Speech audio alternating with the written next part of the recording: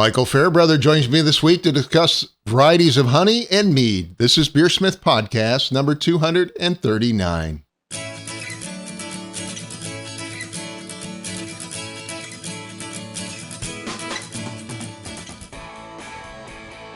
This is BeerSmith Podcast number 239, and it's early July 2021. Michael Fairbrother joins me this week to discuss the varieties of honey and mead making. Thank you to this week's sponsors, Craft Beer and Brewing Magazine. Every issue of Craft Beer and Brewing Magazine is packed with articles for homebrewers and beer lovers. They offer access to videos, brewing courses, exclusive articles, and the amazing Craft Beer and Brewing Magazine. Go to beerandbrewing.com to get your subscription today. Again, that's beerandbrewing.com. And also the Brew Commander, the new brew house controller from Blickman Engineering. It's available in electric and gas propane models. The patent-pending Brew Commander is a high-quality brew house controller that offers automated step mashing, boil timers, precision temperature control, and advanced settings. Command your brew day with the new Brew Commander. To order yours today, go to blickmanengineering.com. And finally, I'm happy to say the new web-based version of BeerSmith is available now at beersmithrecipes.com. BeerSmith for the web lets you build, edit, and brew recipes from any browser, including your desktop, your tablet, or your phone. The new web version gives you access to tens of thousands of recipes, online recipe editing, advanced water tools, and much more from any device. You can try BeerSmith Web for free for 30 days by setting up an account at beersmithrecipes.com. If you purchase a Gold, Platinum, or Pro license, you get both BeerSmith Web and the desktop version of BeerSmith for one low price. Existing BeerSmith Gold or higher members also get the web version for free. Check out beersmithrecipes.com now to give BeerSmith Web a try. And now let's jump into this week's episode. Today on the show, I welcome Michael Fairbrother back. Michael is founder and head mead maker at Moonlight Meadery. Moonlight Meadery has won medals in the Mazer Cup every year they've entered. And Michael, it's great to have you back on the show. How you doing? I'm doing great, Brad. Nice to see you again. So I had you on last, I think, in 2019. What have you been working on since then? I think you're actually coming from your new farm, right? Yes. So my wife and I bought a farmstead up in Center, New Hampshire. It's just about 100 acres. And we've got our gift shop open already, our outdoor terrace. We're planning on building a wedding venue, event space, and we want to move the winery and establish our brewery up here as well. So we have our beer being contract brewed for us right now, but I'm looking forward to being able to make my own and or have it made on property. So how does this fit in with your original meadery, which is located, I think you said quite a bit farther south, right? Yeah, it's about 40 minutes further away, or 40 miles. And we'll eventually shut that facility down and everything will be here. But it's going to be at least another year, a year and a half to make all that happen. Mm-hmm. And what are you growing at the farm? So we've got mostly hay right now, so about 150 round bales. They're huge per harvest, and they harvest them twice a year. We've got 18 apple trees, so just the start of an orchard. Got some high bush blueberries, some raspberry bushes, and truckloads of blackberry bushes around the property. Awesome. And are you looking to grow a lot of the ingredients locally eventually? Yeah, I hope to have about 4,000 apple trees down one of the pastures that we have. But we've got a lot of wildlife that lives on the property, from deer, turkey, bobcats, porcupines. It seems like it's never ending when you walk out there and you just see, a deer come sprinting out of the woods with its fawn right beside it, and it's cool. And your new location's open. I think you mentioned you had a website, or what's it called again? It's Over the Moon, yeah. I think. Yeah. Over the Moon Farmstead. So we've got our three brands now. We got Moonlight Meadery, Hidden Moon Brewing, and Over the Moon Farmstead. So the farmstead will eventually be the house for everything else. That's awesome. Well, looking forward to seeing it. Today you actually wanted to discuss honey, which of course is the main component in mead. However, honey itself has some rather interesting properties, doesn't it? Yes, it does. Can you tell us a little bit about honey itself? So honey is the only food source that never goes bad. So it's just it's created from bees. They harvest nectar out of the flower, and they more or less pass it back and forth into the honey sacs of the other bees to add enzymes and to concentrate that that that nectar into honey. Honey has got a very low residual water level to it, so it's really high in Brix, about 85 Brix or so per batch, and it can range from water white, which is really light color, to dark amber to almost brown or jet black, depending on the flower source where the bees go to. So the higher the mineral content, usually the darker the honey content, and flavors can vary quite significantly from one type of flower to another. Wildflower honey is typically a blend, so the big honey producers or packing companies have an ideal that they're trying to set a standard for, which they blend the sources that they get to what they consider their ideal. So there's honey's not just honey. Yeah, it's kind of like saying you don't like bread and you've only had one commercial store bought bread and not some artisan bread. Honeys can differ significantly from hive to hive, from time of year. Everything makes a difference. And I found it interesting. Honey has antibacterial properties too, right? Some, yeah. The Manuka honey out of New Zealand, and they've used honey medicinally for. So the antimicrobial properties is it basically wicks the water out of the cells to prevent them from. So that's why yeast can't really grow on raw honey or mold or anything else. It basically, it's so devoid of water content, it kills anything that should try to take up or out on top of it. And I mean, how long can honey last? Indefinite. Indefinite. Well, many people are familiar. I think, like in the grocery store, mostly I see clover honey, which, as you mentioned, I think is really kind of a mix, right? Yeah. So you have to imagine how honey gets, how honey is sourced, more or less. So beekeepers are paid to pollinate crops. And what they want to do is get rid of the honey so the bees keep going out to forage and pollinate the flowers. And if you're a commercial honey producer, you want to move your hives around so that you can keep them producing as much honey as possible or getting paid to pollinate as many crops as possible. For example, there's over 2 million beehives that move to California to pollinate the almond crops that take place for that short period of time. And then once those blooms are gone, your bees don't have anything else to forage on because of the way the farming is taking place. So they move them to another field and then they start the process all over again. So that's how you can get mono-type flower sources, which is, you got a large enough crop of particular flower, your bees aren't really going to go beyond the closest flower source they have to. So that gets you those types of flowers or that type of honey. So can you contrast maybe clover honey with some of the other honeys that you might be able to use or find? Sure. So I'll go with the real hard.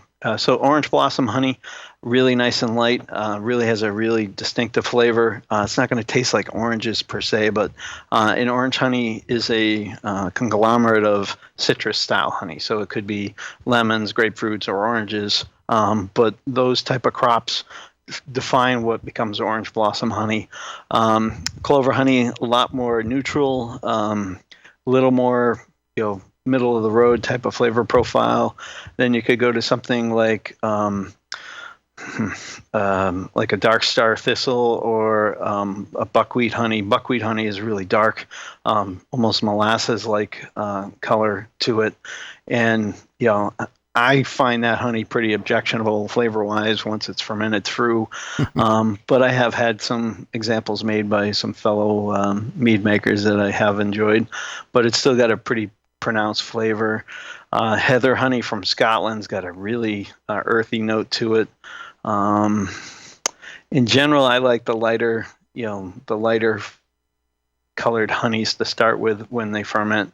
And one of the things that I did as a home mead maker was to play around with, 1 pound of honey, so 16 ounces of honey, and make a half-gallon growler of mead with it. So take 64 ounces or less than 16, so whatever, 48 ounces of water and 16 ounces of honey, and make a batch and try them all, see what the flavors taste like. Because it's a lot easier to spend your money on a pound of honey than to buy 60 pounds worth and try to figure out if you really like something or not.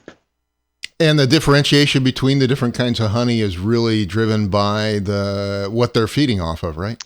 Yeah, exactly. So each flower has a different type of nectar to it, and that really changes everything there is to think about the honey. I mean, it's kind of like the difference between rye bread and pumpernickel or wheat, and it's just they're all bread, but the flavor there is just, and the aroma from the bread is so much different.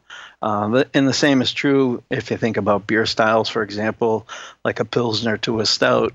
They're all made with malt, but different types of malt. And it's how they roast or take care of those malts that really change the flavor. Now, you can do things to honey to make the flavor change even more, whether you want to cook it or boil it to make like a bochet. But just if to play with straight up traditional meads, your honey is providing the terroir of the flavor. And one of the interesting things I found is you were mentioning that beekeepers are primarily family-owned businesses here in the United States, right? That's my understanding. There are some big honey packing companies, and they source their honey in bulk. I mean, we buy ballpark about 40,000 pounds of honey per year, and we buy them in 3,200 pound totes. So it's and we just had our first tote damaged in delivery. So I can't even imagine what a 3,200 pound truck or box of honey looks like, leaked all over the back of a truck. But that's a big cleanup. Yeah, that is a big cleanup. But but most of the beekeepers are actually family owned, and then they source the larger distributors, right? Yes. So it's interesting. Kind of an interesting business. And as you mentioned, a lot of them move their bees every month? I don't know.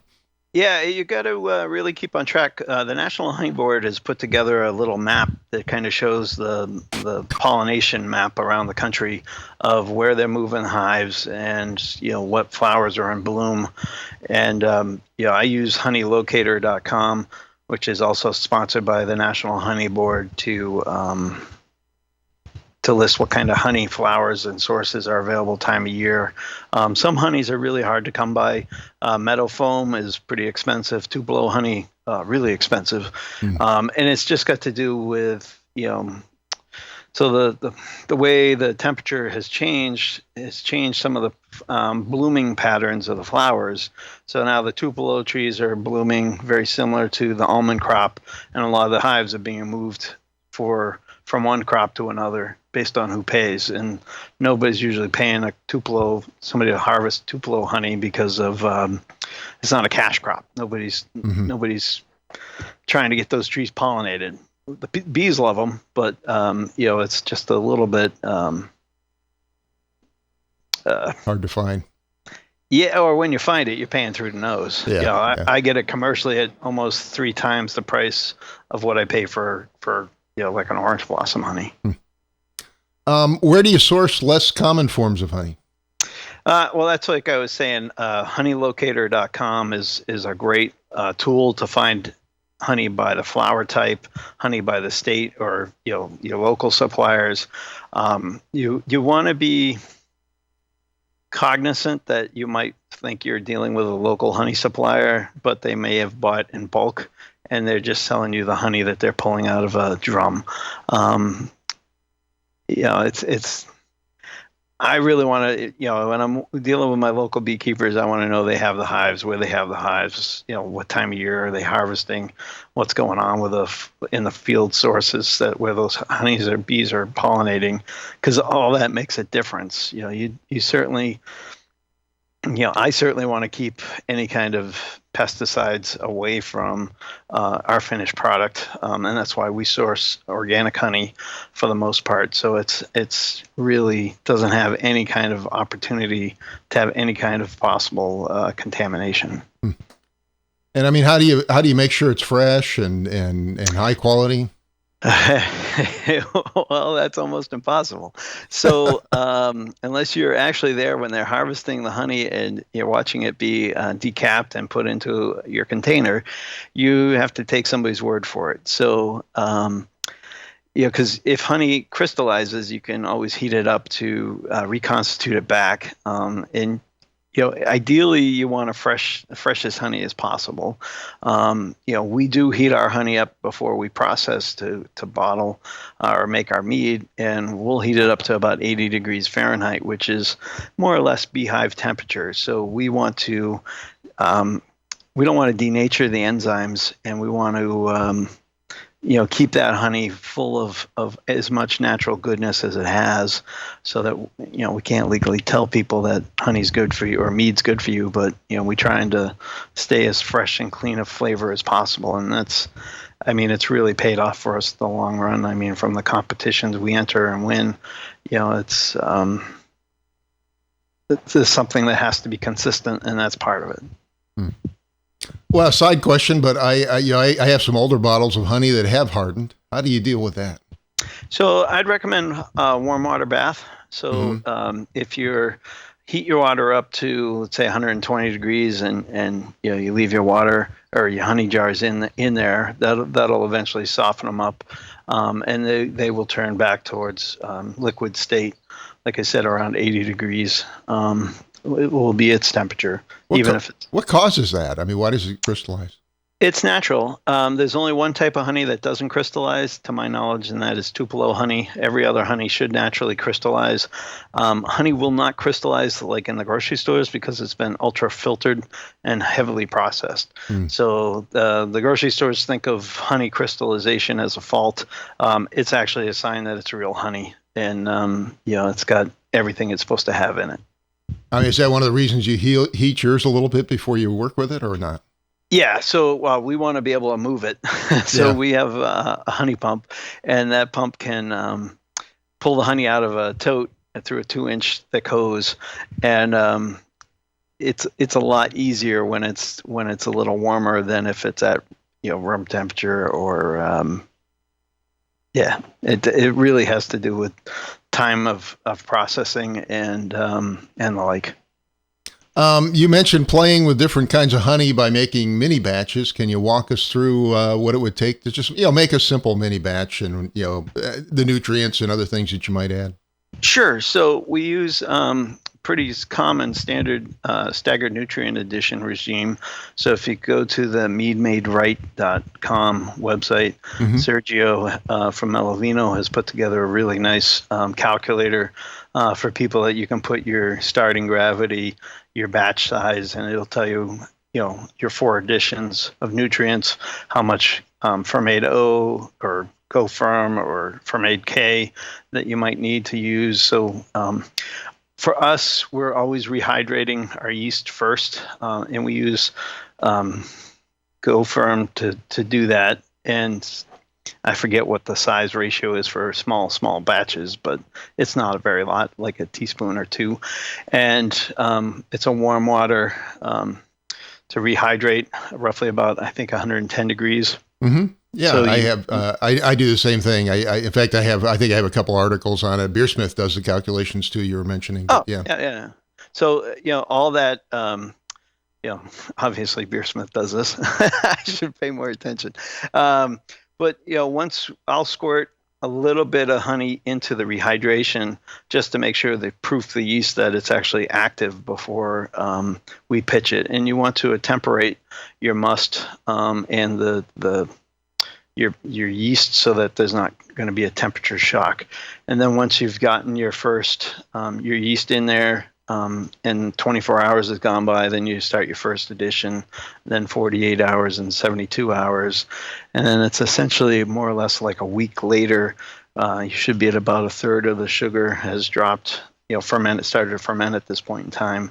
But you should see very active fermentation very soon once you've added your yeast to the must, and everything is going along right. I would typically say most home brewers don't pitch enough yeast. We're pitching about a gram per gallon. So, a 5-gallon batch needs 5 grams. I don't believe dry yeast is sold in that kind of quantity. So it might be, a tenth of that much, but it's certainly possible to use less yeast and grow it up over time beforehand.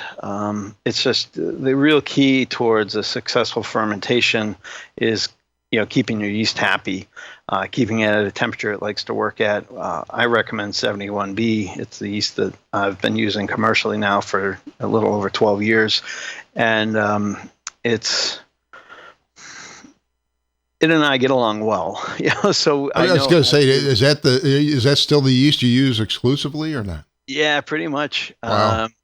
And I use it for my cider too. So it's just I do vary significantly for the beers that we make. I don't use that yeast for any of the beer we're brewing, even though the beer has honey in it.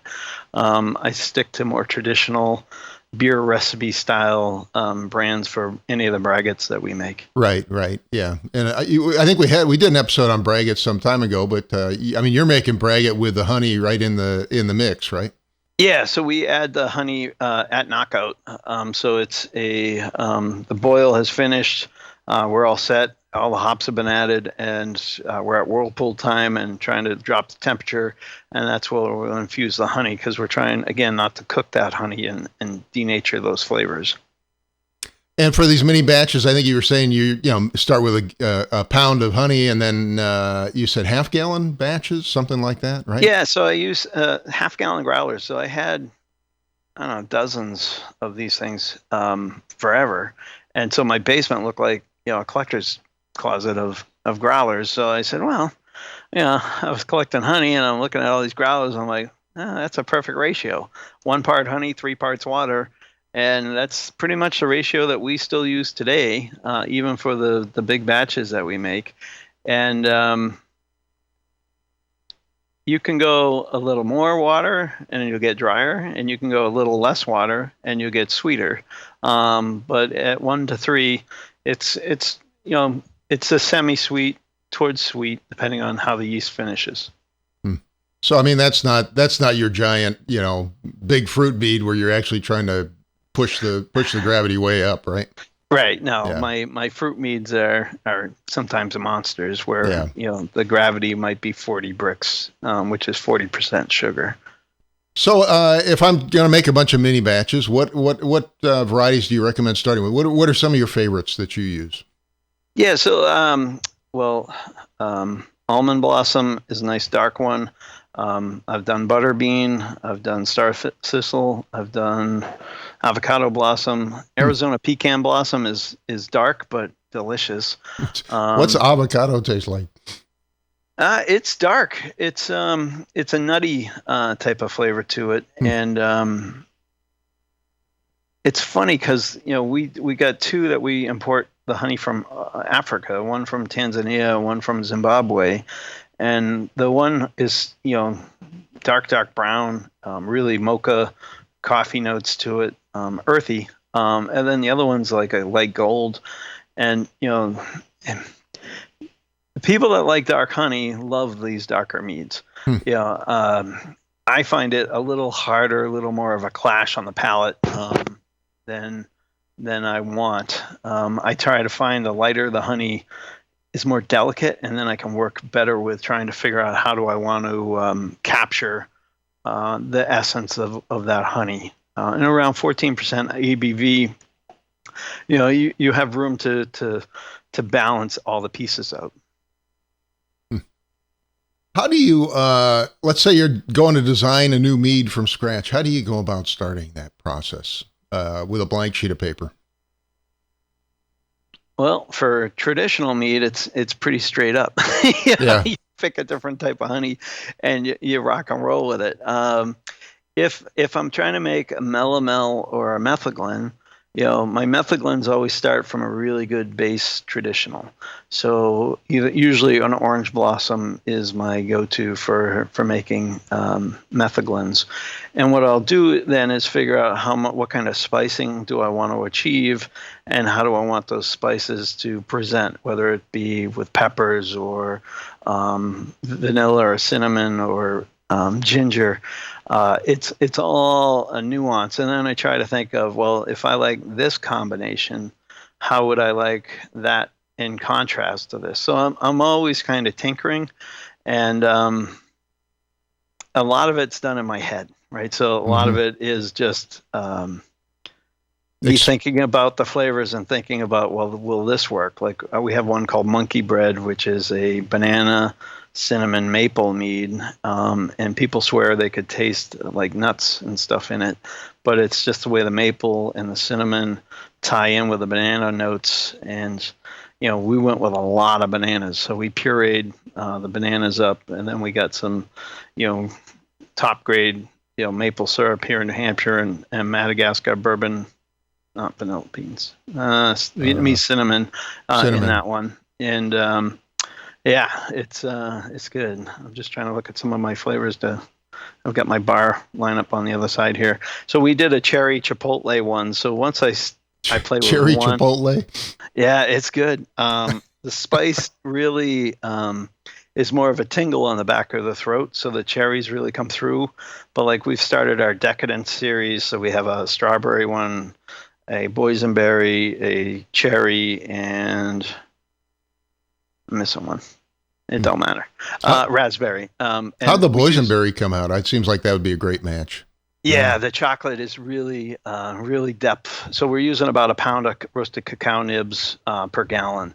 So at that volume, it's chocolate. It's chocolate. Right. And you get it in the aroma and the flavor. And then I was trying to figure out, well, what do I do with all this roasted cacao nibs when I'm done? Because I was throwing them all away. And I found that you could toast them and then put them through a melanger, which is a grinder, and make chocolate. So we've been playing around with making chocolate. I've got chocolate molds now. I've got a proofing to bring the temperature up. So I've been trying to teach myself how to become a chocolatier. The melanger takes about 24 to 48 hours to get it smooth. The longer you can let it run, the smoother that chocolate tastes and presents on your palate. To grind it all up, huh? It takes forever. I was like, it looks ground. Taste it. I'm like chewing sandpaper. I'm like, okay. Well, let's talk about sweetness levels in mead, which is one of the big differentiators between mead styles. What are the major levels of sweetness, and how do they sort of play into the overall mead? Yeah, so you got dry, semi. Well, there's now I think 5 levels. A few years back it was 3. So dry, semi, and sweet. Now you have like off dry and I think semi-dry. It's really small nuances that really change the overall perception. I've met an awful lot of commercial and amateur mead makers that talk about the dryness, and a really dry mead doesn't really work all that well because people expect honey to have a little bit of sweetness to it. That's not saying it's not possible. It's just it's a harder challenge to overcome.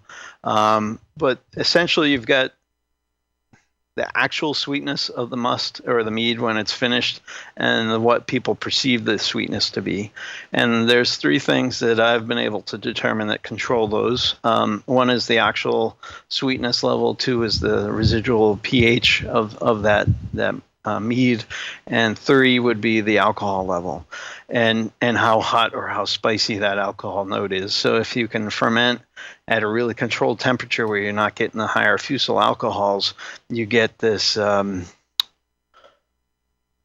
It's easier to work with, right? So if you're making a dry mead, you need everything to be at perfect. So there you're playing with your acidity level to get it to present the way you want it to present versus to have it seem off-putting.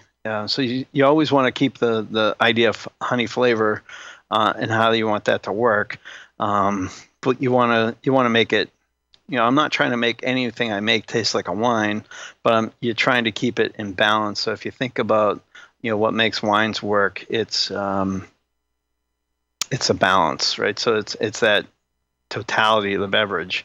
One of the ways I describe it to people at conferences and stuff, it's to think about, when you eat a sausage, you're not worried about what goes into the sausage per se, or you don't not necessarily need to know what goes into the sausage. You're trying to think about how well is that flavor integrated into the overall meal that's being presented.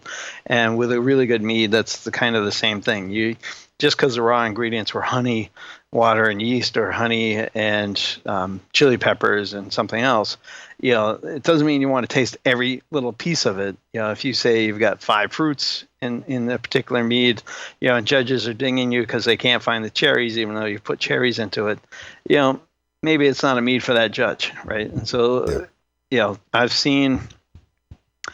You can. It depends on what you're trying to accomplish, right? So if you want to win competitions, then you want to think about what can judges perceive, and what do they taste, and how they're going to taste it. And the best judges I've met, I'll look at again that totality of what's here. How is it filtered?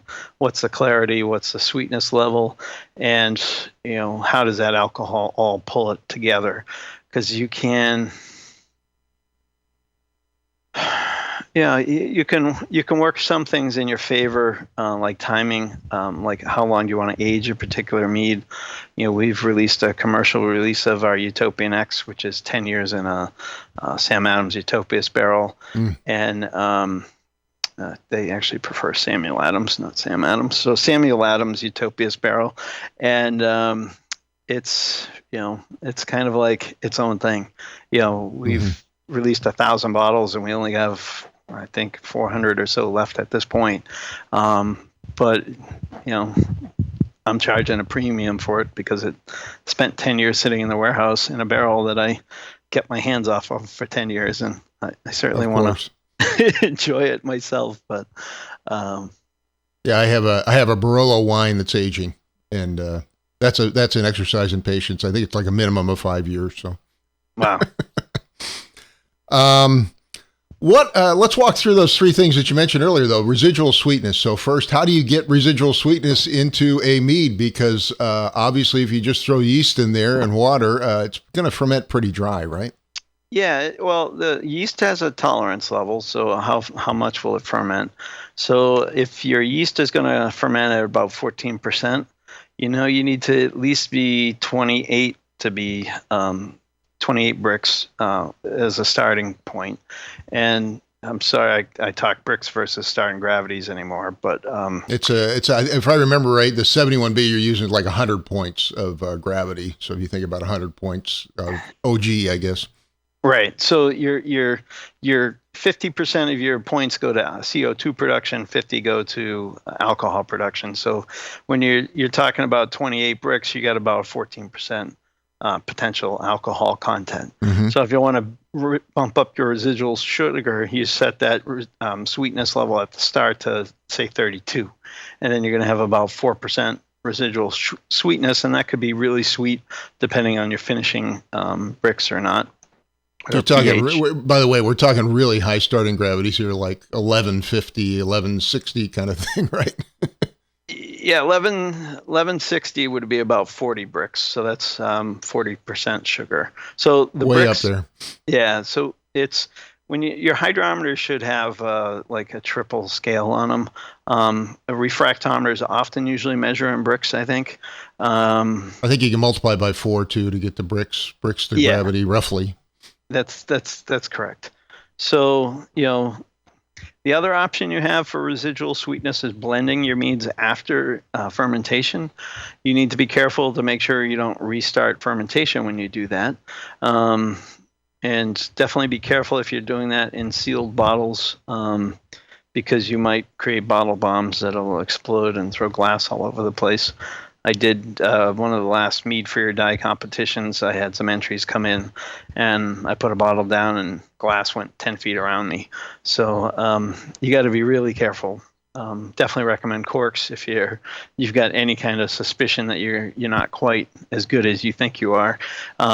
Because corks aren't going to kill somebody or take out an eye. Well, I guess it could, but Yeah. way less likely to hurt yourself with a cork bottle than you are with a sealed up container. So that's how you get the residual sweetness up, right? Of course, you can back sweeten too. I think we didn't talk about that, but Sure. yeah. Yeah, I usually back sweeten through blending. So I'll make a sweet mead that's stabilized, and then I'll blend it with a drier mead to get some of that residual sweetness there. Don't often have to do that, but sometimes, either mechanically wise, temperature control fails and the batch ferments a little drier than we'd like, or or it just happens that way. But even after the millions of bottles we've made and sold, we still have, it's still a natural process. There's still art that has to happen. It's not just mechanical, like do this, and it's all good to go. Right. So as you drive the residual sweetness level up, you're also, of course, now start to have to worry about things like structure, because if you have too much sweetness, it's awful, really. Right. And so that brings us to the second point, which you talked about, which is pH. Yeah, so there are ways to modify your finishing pH, whether it's citric acid or using things like lemon juice or lime juice to modify or bring down that pH to be nice and clean on the palate. It doesn't take a lot. You definitely need a really good pH meter to be able to control and measure. But if anybody wants to do stabilization, you need that pH meter anyway, because you've got to your sulfites and your pH level are hand in hand. So if you have a pH that's near 4, you can almost guarantee you can't stabilize it, because the pH and the effectiveness of the pH with the sulfites really goes towards hand in hand. So like we usually try for. Oh, sorry. Okay. Got a fly flying around me. I thought I was going to get him. We tend to shoot for like 3.2, 3 point. And pH is logarithmic, so you got to be careful with your pHs and your adjustments. I tend to go light on adjusting because it's not my strong suit. My stronger suit is knowing the tartness of fruits and working from there. Well, that's another point too. I mean, one of the ways you control your pH, I know in your larger meads, is you add acidic fruits, right? Right, like blackcurrant has got a very acidic, very acidic, tart, and tart cherries, same thing. So blueberries and raspberries a little tart, depending how fresh you get them and how early in the season. The peaches, for example, not quite as rich, a lot more tartness to it. But those provide the structure so that you can then drive the sweetness level up if you want. Like if you're making a blackcurrant mead, I assume you're using a fairly high gravity, right? Yeah, my Embrace, for example, has just got a really nice depth of character to it from the tartness of the currants. And even though it presents fairly sweet, actually presents really dry, it's actually got a fair amount of sweetness to it, because that's what's balancing the whole thing and holding it all together. Mm-hmm. And it presents almost like a nice big red, big bold Cabernet. And then the last point is alcohol, right? So the alcohol level also plays a significant role, right? Right. So that's why I really enjoy doing the 14%ers, because it has that, to me, it's my canvas to which I create all my flavors on. I have a preference for the high gravity fruit meads, as you know, but what styles of mead and sweetness levels are really most popular with the consumers right now? Customers like them sweet. So we have a lot of customers that say they don't like sweet stuff, but they come in and they try like our bourbon barrel Kurt's apple pie and they buy it. It's just, yep. People like familiar things. The newest batch of red dress that we make, red currant, not as tart as a black currant. That's really been flying off the shelf. So it's in, price wise, that doesn't seem to be a determination factor for customers. They with the pandemic, we couldn't let a lot of people try what we were making. So that was pretty rough. But now that we can, it's really been going great. And of course, I think most of the ones you do sell are sweet fruit meads, right? Primarily. Yeah. I say the most popular, I should say, right? Yes, that's absolutely correct. Yeah. Kurt's Apple Pie, Desire, all through the charts, sweet and delicious. Yeah. Well, I wanted to get your closing thoughts on picking the right honey for your mead. Start with orange blossom and go from there. I would go careful with the darker honeys, using more of a spice. So if you want to use a buckwheat, use maybe 10% in a batch to kind of gauge where you like to go, or make a buckwheat mead, make a traditional, two traditional meads and blend and figure out what, where those flavors are and what do you like and what don't you like. And for folks that haven't had good mead, you're distributed nationwide now, I think, or virtually nationwide now. And so I wanted to give you a chance to mention Moonlight Meadery, where you can find the stuff, and also your new farm. Yeah, so Over the Moon Farmstead is our remote tasting room and gift shop. MoonlightMeadery.com is where you can buy our meads and have them shipped to you almost in 38 states now. So a lot of great flavors and potential there. But yeah, good stuff. And if you haven't had good mead, I do encourage you to try some of Michael's meads. They are fantastic. And Michael, thank you again for coming on the show today. Really appreciate you taking out time out of your busy schedule. Okay. Sounds great, Brad. Thank you. And my guest today was Michael Fairbrother, award-winning mead maker and founder at Moonlight Meadery. Thanks again, Michael. Appreciate it. Take care.